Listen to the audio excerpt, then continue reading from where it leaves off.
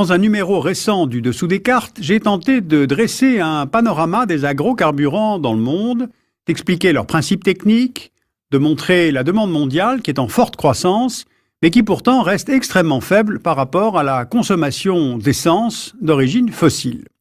Et aujourd'hui, je vais vous parler en détail du premier exportateur d'agrocarburants au monde, et ce pays, c'est le Brésil. Le Brésil est le pays le plus vaste de l'Amérique latine, avec une superficie de 8,5 millions de kilomètres carrés. C'est aussi le plus peuplé, avec 195 millions d'habitants. C'est la 10e puissance économique mondiale et la première de l'Amérique du Sud.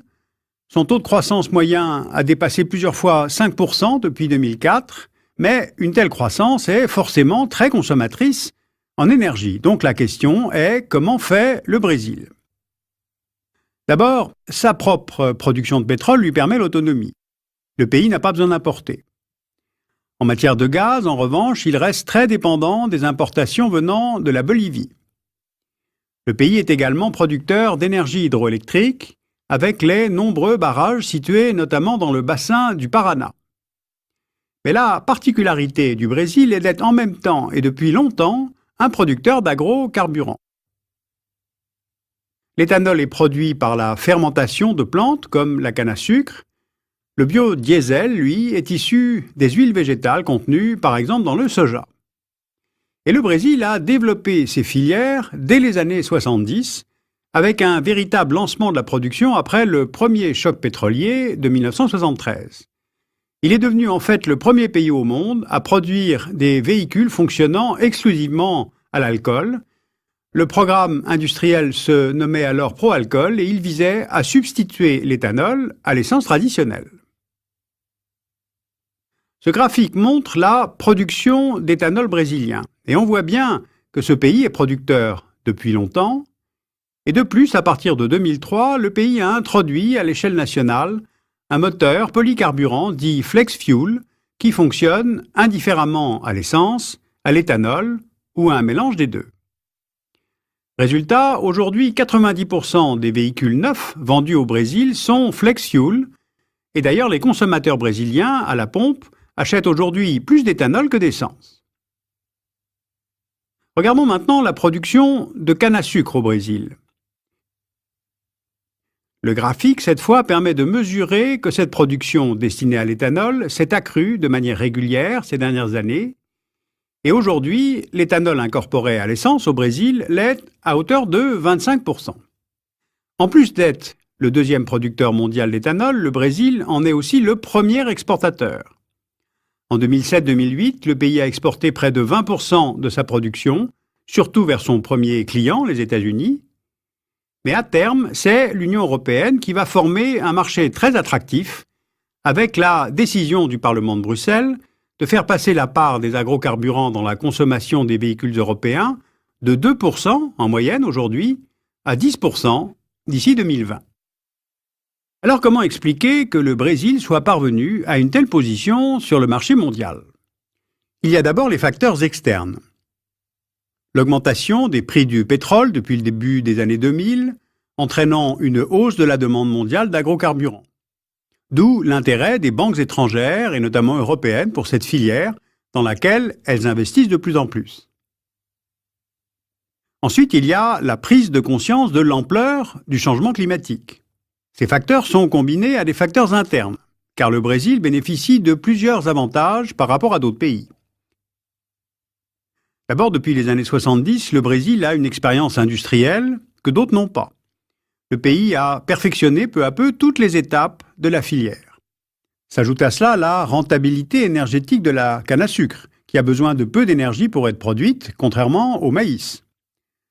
Ensuite, il y a une main-d'œuvre bon marché. L'éthanol brésilien a le prix de revient le plus bas au monde, à moins de 0,25 € le litre, contre 0,30 € pour l'éthanol américain de maïs et près de 0,60 € pour l'éthanol européen produit à partir de diverses céréales. L'éthanol du Brésil est rentable à partir d'un seuil de 30 à 40 $ le baril de pétrole, soit le prix que l'on observe en ce printemps 2009. Et puis bien sûr, il y a enfin le facteur territorial.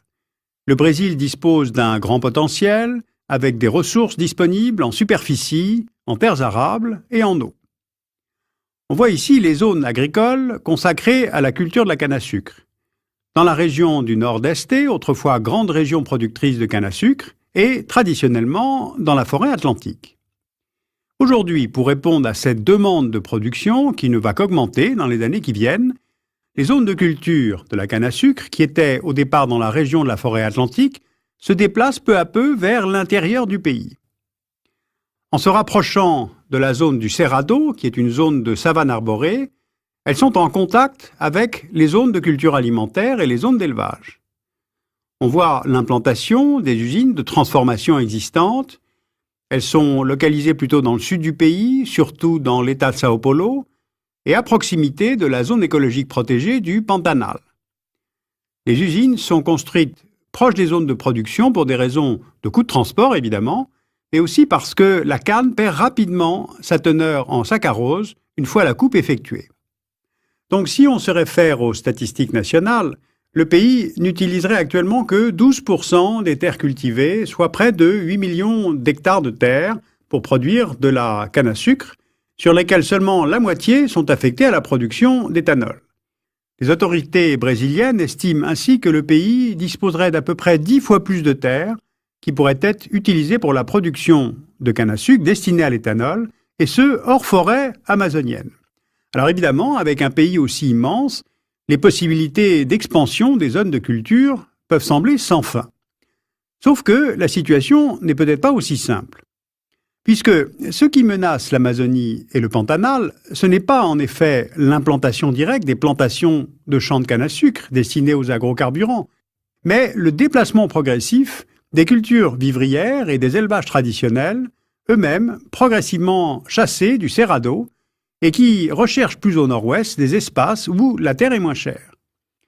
Le défrichage de ces zones menace non seulement la biodiversité unique de ces écosystèmes, cela tout le monde le sait maintenant, mais également certaines populations indiennes qui y habitent, et en particulier les Guaranis. Alors quel bilan tirer des agrocarburants au Brésil? Voyons les avantages, voyons les inconvénients.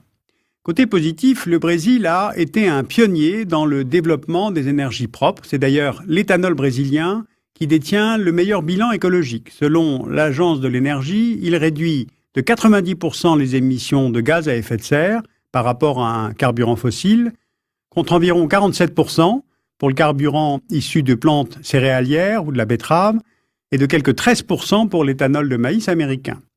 On estime par exemple qu'entre 1975 et 2005, l'utilisation de l'éthanol comme carburant au Brésil a permis d'éviter l'émission de 644 millions de tonnes de CO2. Bilan est également positif en ce qui concerne l'économie. Le Brésil a réussi à s'imposer comme leader dans le marché mondial des agrocarburants et le pays cherche maintenant à ce que l'éthanol devienne une nouvelle matière première cotée sur les marchés internationaux. Mais le bilan environnemental, lui, est beaucoup moins bon. La politique du pays est critiquée car elle pourrait détourner en partie des terres arables et la forêt de leurs fonctions premières. Pour beaucoup d'ONG et d'experts environnementaux, la rentabilité plus grande de la canne à sucre pousse à l'extension des monocultures, ce qui pourrait menacer la sécurité alimentaire des Brésiliens.